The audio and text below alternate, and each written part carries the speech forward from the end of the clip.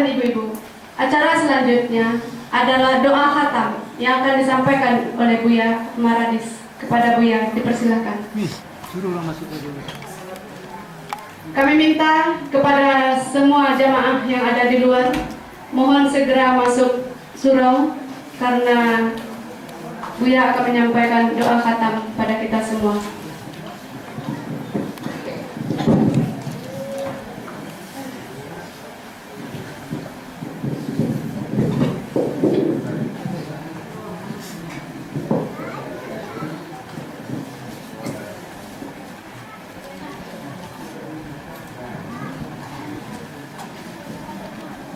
Assalamualaikum warahmatullahi wabarakatuh.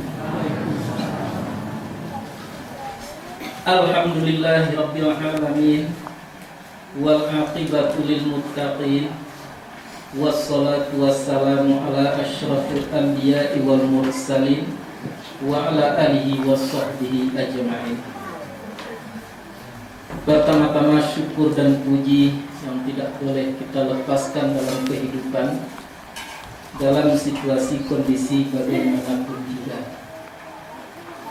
Salawat dan salam untuk Nabi kita Muhammad sallallahu alaihi wasallam. Penghinaan dari 1000 orang yang bodoh tidak akan pernah berarti dibandingkan dengan pujian seorang yang benar. Itu adalah prinsip. Apalagi dengan Allah Subhanahu wa ta'ala. Sekiranya jin dan manusia memuji dan mengagungkan kita, tidak ada artinya di sisi Allah kalau Allah menghina. Sebaliknya pun demikian, sekalipun manusia dan jin memuji kita, menyanjung kita, itu tidaklah ada artinya sekiranya Allah menghina. Oleh sebab itu, bapak-bapak dan ibu-ibu yang berbahagia, keteguhan hati tidak mudah diciptakan. Di dalam menegakkan kebenaran Allah, keteguhan hati itu bersumber daripada pengertian yang sebenarnya itu. Apabila manusia tidak merasakan dan tidak mengakui apa yang Allah sampaikan tadi, maka manusia akan lemah di dalam memperjuangkan kebenaran Allah Subhanahu wa ta'ala. Acara kita adalah memperingati atau merayakan Khatam Al-Quran, yang tadi Bapak dari Departemen Agama sudah menjelaskan dan mengapresiasi kita bahwa acara ini acara yang belum pernah lihat. Dan memang kita harus mengakui acara yang seperti ini memang Ambo sendiri pun belum pernah melaksanakannya, baru kali ini. Biasanya yang kalau disebut khatam Quran itu adalah khatam membaca. Ditamatkan membacanya dari Al-Fatihah itu sampai Fatihah. Kadang-kadang pun tidak tamat. Asal pandai membaca, merangkai kata yang ada di dalam Al-Quran itu sudah dikhatam. Itu banyak terjadi hari ini, Bapak Ibu. Nah, dan semua itu adalah merupakan kesia-siaan. Apalagi kalau andai kata si pendidiknya dan ibu bapaknya tidak merasakan pentingnya Al-Quran, sehingga apabila anaknya sudah dikhatam baru hanya pandai merangkai kata, maka ibu bapak dan gurunya sudah merasa berhasil. Ambo tidak seperti itu. Ambo tidak akan merasakan berhasil apabila Al-Quran itu tidak dapat dipahami, tidak dapat diamalkan, dan tidak dapat didakwahkan. Nah, bapak-bapak, ibu-ibu yang berbahagia, di dalam Al-Quran ayat surat Isra itu, Bani Israel, ayat yang ke-82 sudah berulang kita sampaikan. Kata Allah, a'udzubillahi minasyaitonirrajim, wa nunazzilu minal Qur'ani ma huwa shifa wa rahmatul lil mu'minin. Nunazzilu, menurunkan kami, minal Quran, dari Al-Quran itu. Hati-hati. Bukan tulisannya, tapi turun dari Al-Quran itu. Suatu makna, suatu pemahaman, dan suatu rasa. Nunazzilu minal Quran. Adalah itu akan menjadi obat, wasyifa, sekaligus warahmat. Tapi hati-hati, bukan untuk semua orang. Untuk orang yang beriman, untuk orang yang dapat merasakan. Di situ jelas umum ayat, Allah tidak mengatakan obat malaria. Allah tidak mengatakan bahwa Al-Quran ini adalah obat kurak, obat manau dan lain sebagainya, tapi obat. Mengapa kita tidak berpikir obat apa sebetulnya Al-Quran itu? Begitu canggihnya bahasa Allah Subhanahu wa Ta'ala. Kalau Allah mengatakanlah bahwa Al-Quran itu obat kafir misalnya, maka orang-orang yang nifak tidak akan disembuhkan oleh Al-Quran. Kalau Allah mengatakan bahwa Al-Quran itu diturunkan dari Al-Quran itu sebagai obat kurak misalnya, orang yang kena panau tidak akan disembuhkan oleh Al-Quran. Tapi justru Allah mengatakan wa nunazzilu minal Qur'ani ma huwa shifaa. Kami turunkan dari Al-Quran itu adalah yang akan menjadi obat. Obat apa? Obat seluruh penyakit. Penyakit itu dua macam Bapak Ibu. Pertama, penyakit badan. Yang kedua, penyakit batin. Dua-duanya itu akan diobati oleh Al-Quran apabila turun Al-Quran itu.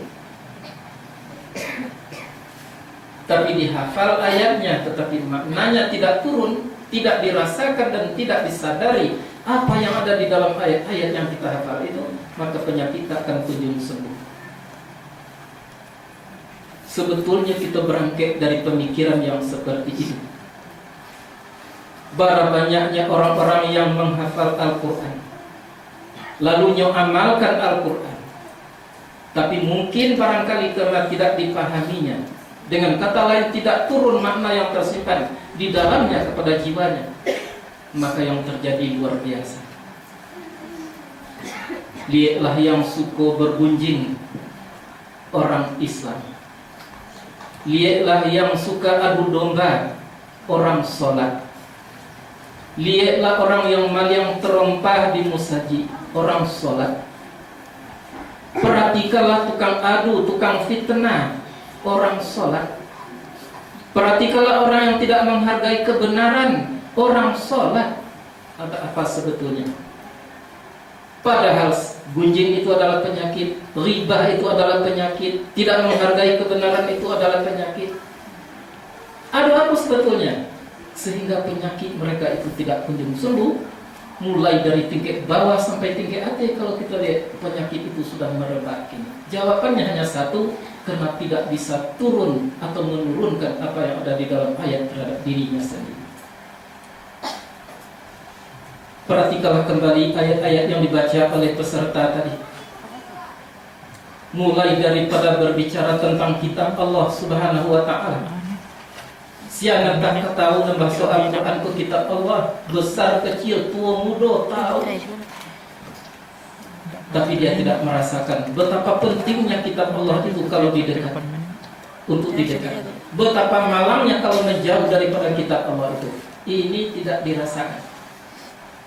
Sehingga kitab Allah dijadikan lipstick di dalam kehidupan, dijadikan pelengkap di dalam beragama. Kita berani menyampaikan kata-kata seperti itu, memang terbukti. Kalaulah sudah disebut Al-Quran, ada orang yang mengatakan keterlaluan.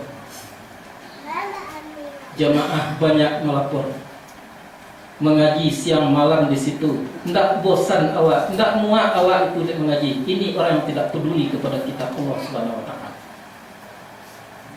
Kita perlu catat, orang yang tidak peduli kepada kitab Allah Subhanahu wa Ta'ala, maka Allah tidak peduli kepadanya. Apapun bagian yang dia dapatkan hidup di permukaan bumi, tidak akan pernah berkah. Sekalipun diberi kekayaan oleh Allah, sekalipun diberi pangkat jabatan oleh Tuhan, tapi apabila kitab Al-Quran dia cuekin, maka justru kehidupannya tidak akan berkat di sisi Allah Subhanahu wa Ta'ala. Jadi sulit merasakan betapa pentingnya kitab Allah itu. Bagaimana kita kalau menjauhi kitab Allah Subhanahu wa Ta'ala? Ini tidak bisa seperti membalik telapak tangan Bapak-bapak Ibu yang berbahagia. Apalagi kalau kita lihat tadi pembicaraan tentang semuanya adalah milik Allah Subhanahu wa Ta'ala. Hal ini tidak bisa hanya sekedar kita tahu, bahkan hafal mungkin, la haula wala quwata illa billahil aliyyil azim. Tapi kita tidak pernah disentuh oleh ayat itu. Kita tidak merasakan bahwa kita berada di dalam keadaan dhaif dan lemah. Akhirnya kita menjadi orang yang angkuh terhadap apa yang kita miliki. Orang kuat menjadi angkuh oleh kuatnya. Orang kaya menjadi sombong oleh kekayaannya. Tidak peduli baik buruk di sisi Allah. Yang dia pedulikan adalah buruk baik menurut perhitungannya sendiri. Hari ini Bapak-bapak Ibu-ibu yang berbahagia, manusia tidak memperhitungkan elok buruknya Allah, tapi yang diperhitungkan adalah elok buruk menurut selera masing-masing. Keangkuhan dan kesombongan merajalela. Padahal kalau kita tahu, aku pernah catatkan di papan tulis di pelajaran kira-kira seminggu yang lampau, innal ujuba la yuhbitu amala sab'ina sana.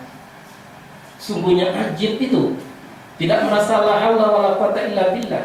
Kita yang merasa memiliki, kita yang merasa pandai dan lain sebagainya, rasa itu akan menghapus amalan selama 70 tahun. Na'udzubillah min dzalik. Pantas orang beramal tidak terdinding daripada keburukan oleh amalnya. Pantas orang sholat tidak tercegah kepada yang keji dan munkar.